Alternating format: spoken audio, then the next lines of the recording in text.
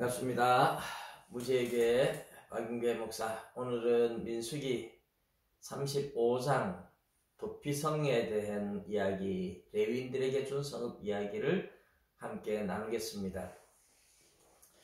레위인들에게 준 성읍이 총 48개입니다. 48개 가운데 6개는 도피성이라고 부릅니다.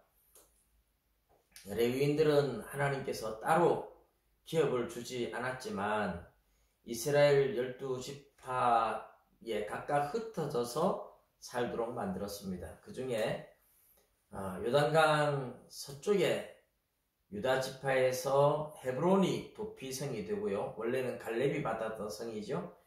그리고 에브라임 지파에서는 세겜이 도피성이 되고, 저 북쪽 납달리 지파에서는 게데스가 도피성이 됩니다. 그리고 요단강 이제 동쪽에 제일 남쪽 루벤 지파에서는 베셀 성읍이 도피성이 되고요. 그 위에 갓 지파는 길앗 라못 땅이 이제 도피성이 되고, 므낫세 반 지파가 차지한 땅에서는 바산 골란이라는 곳이 도피성이 됩니다. 이 도피성 외에도 이제 48개 성읍 중에서 42개가 레위인들이 살도록 그렇게 만들어 놓았죠. 레위인들이 사는 땅은, 그 성읍은 성읍 바깥에 성벽에서부터 바깥으로 이제 사방으로 1000규빗, 성 중앙에서로 이제 계산을 하면 2000규빗으로 사방에 이렇게 땅을 주어서 레위인들의 짐승이나 가축을 먹일 수 있도록 그렇게 하고, 또 작은 농사도 지을 수 있도록 그렇게 만들어 주신 땅입니다. 그렇게 레위인들이 이제 성읍을 받았는데, 특별히 이 도피성에는 고의로 사람을 죽인 자가 아닌 부지 중에 실수로, 과실치사라 그러죠. 과실치사. 그렇게 사람을 죽였을 때 도피성에 가서 보호받을 수 있도록 그렇게 이제 제도를 하나님이 정해 주십니다. 이 도피성이 상징하는 것이 바로 예수 그리스도이죠. 예수 그리스도 안에서 죄사함을 받고 생명을 얻는 것에 대한 상징성을 띠고 있습니다. 그런데 이 도피성에 들어갈 때 조건이 뭐냐? 그 도피성 성문 입구에서 그 성읍의 장로들이 모인 자리에서 자기의 죄를 다 낱낱이 사실 그대로 고백을 해야 돼요. 그래서 고의로 사람을 죽이고 이런 사람들은 받아들이질 않습니다. 그러나 정말 부지 중에 살인했다 이 말은 이제 성경에 예로 나오는데, 산에서 나무를 하다가 도끼로 나무를 힘껏 쳤는데 도끼가 자리에서 쑥 빠져나가가지고 저 앞에 사람 뒤통수를 가서 쳐서 그 사람이 죽었다. 일부러 죽인 건 아닌데 나무 하다가 이 도끼가 저절로 빠져나가는 바람에 실수로 사람을 죽였다. 그럴 때 이제 하나님께서 보호해 주는 것이죠. 부지 중에 연약해서 또는 실수로 사람을 죽였을 때, 이런 죄를 지었을 때 하나님이 보호해 주시는, 그곳으로 도피해서 재판받을 때까지 보호받을 수 있도록 하는 거죠. 만일에 죽은 사람의 가족들이 원수 갚겠다고 오면 안 되니까 재판을 정식으로 받을 때까지 보호받도록 그렇게 하는 겁니다. 그런데 보호받는 이 도피성에 들어갈 때 반드시 그 성문 입구에서 자기의 죄를 고백을 해야 된다. 이렇게 고백을 하고 들어가야 정식으로 보호를 받을 수 있는 거지. 만일에 그런 것 없이 도피성이라고 그냥 들어가면 무조건 사는 줄 알고 몰래 담타 넘고 들어갔다. 그러면 원수가 잡으러 왔을 때 담타 넘고 들어간 사람을 도피성에서는 보호해 주질 않습니다. 잡아가라고 내어줍니다. 오늘 우리가 이 도피성의 상징하는 게 그래서 예수 안에서 구원을 얻는 건데, 여러분 예수 안에, 도피성 안에 들어가는 방법과 예수 안에 우리가 거하는 방법이 동일합니다.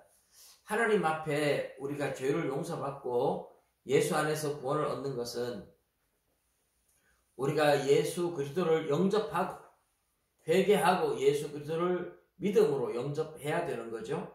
근데 어떻게 회개하고 영접하느냐? 이런 문제를 말할 때 이 도피성을 생각하시면 됩니다. 도피성에서 나는 이런 죄를 지었으니까 보호받고 싶습니다. 안에 들어가고 싶습니다. 이렇게 얘기를 하는데 자기 죄를 낱낱이 고백을 하잖아요. 그 이야기를 들어보고 사람들이 받아주잖아요. 장로들이 성읍으로 받아주는 거하고 똑같이 하나님 앞에서 나는 예수님 안에서 구원을 얻고 싶습니다. 나는 예수님 안에서 생명을 얻고 싶습니다. 그러면서 내 죄를 고백을 해야 돼.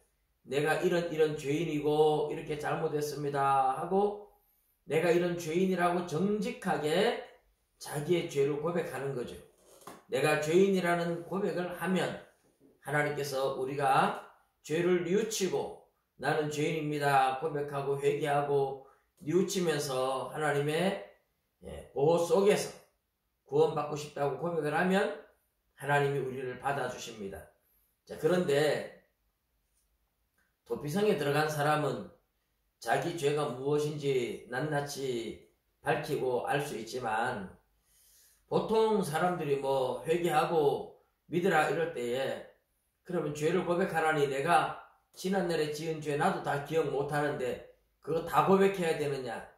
그런 것이 아닙니다. 어떻게 우리가 하도 많은 죄를 지어서 우리 지은 죄들을 다 기억도 못할 거의 뭐 잊어버리고 살죠. 다른 사람들한테 마음의 상처를 준 일이 한두 번이겠습니까만 우리 그런 거 다 기억도 못하고 살아갑니다. 단지 하나님 앞에 나는 죄로 말미암아 하나님의 진노의 대상이고 지옥 갈 수밖에 없는 죄인임을 고백하는 거예요. 나는 죄인이기 때문에 형벌받아 지옥 갈 수밖에 없는 죄인입니다 하고 고백하는 거죠. 그러나 내가 예수님 안에서 용서받고 구원받고 싶다고 하나님 나를 받아달라고 하면 하나님이 받아주시는 겁니다. 그래서 대제사장이 그곳에 죽을 때까지 그곳에서 보호받고 있다가 대제사장이 죽고 나면 또 성에서 자유를 얻어서 집으로 돌아올 수 있다. 이제 이런 이야기입니다. 여기에도 또 대제사장 예수님이 십자가에 죽으실 때 우리가 완전한 자유가 있다. 십자가에서 우리를 위해 대신 죽어 주심으로 우리에게 완전한 자유가 주어진다. 이런 이중적인 의미가 도피성 이야기 속에 들어있습니다. 우리의 죄를 고백함으로 도피성 안에 들어가서 자유를 얻고 생명을 얻는다는 이야기와 대제사장, 그곳에 있는 대제사장이 죽음으로 인해서 죽을 때 완전한 자유를 얻는다. 이것이 예수를 믿고 죄 용서를 받았다는 것과 예수님이 십자가에서 못 박혀 죽으심으로 우리에게 완전한 자유가, 죄사함을 받는 자유가 주어졌다. 그런 의미를 같이 품고 있는 것이죠. 저와 여러분은 이미 도피성 안에 들어와 있는 사람들이 대부분이죠. 혹시 이 이야기를 듣고 아직까지 내가 도피성 안에 들어가지 못했거나 내가 예수 안에서 완전한 자유, 죄사함을 받고 완전한 자유를 누리지 못하는구나, 이런 분이 있으면 하나님 앞에 정직하게 고백해 보십시오. 사람들이 아무도 없는 곳에서 조용히 하나님 앞에 자신의 이야기를 고백해 보십시오. 하나님, 나는 죄인입니다. 내 죄를 용서해 주세요.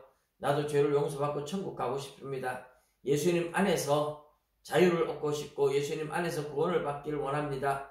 이 죄인을 용서해 주시고 나를 받아주세요 하고 기도하면 하나님이 기쁘게 받아주실 줄로 믿습니다. 모두가 도피성되는 예수님 안에서 진정한 자유와 평안을 얻으시기를 바랍니다. 감사합니다.